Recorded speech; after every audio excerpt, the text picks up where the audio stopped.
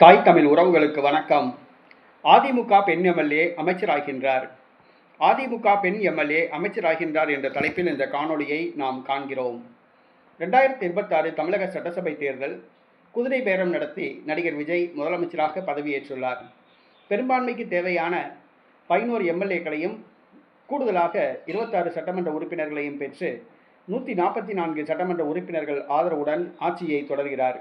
9 அமைச்சர்கள் பதவியேற்றுள்ளார்கள். இன்னும் 25 அமைச்சர்கள் அமைச்சரவையில் சேர்க்கப்பட உள்ளார்கள். இந்த சூழ்நிலையில் அதிமுகவுக்கு 8 அமைச்சர் பதவி வழங்கப்பட உள்ளதாக கூறப்படுகிறது.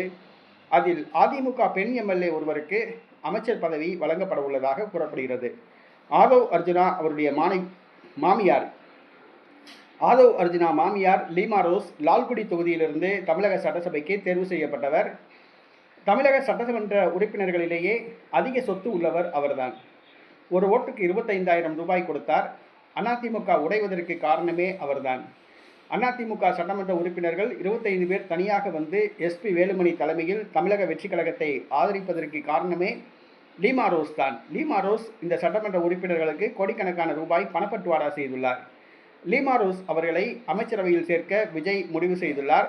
தமிழக அமைச்சரவையில் அதிமுக பெண் எம்எல்ஏ லீமா ரோஸ் அமைச்சராக பதவியேற்க உள்ளார். லீமா ரோஸ் தமிழக சட்டமன்ற உறுப்பினர்களில் பணக்காரர் இவர்தான் என்று சொல்ல வேண்டும். 5,000 கோடி ரூபாய்க்கும் அதிகமான சொத்துக்கள் இவர் பெயரில் உள்ளது. பினாமி பெயரிலும் பல கோடி ரூபாய் சொத்துக்கள் உள்ளது என்பது குறிப்பிடத்தக்கது.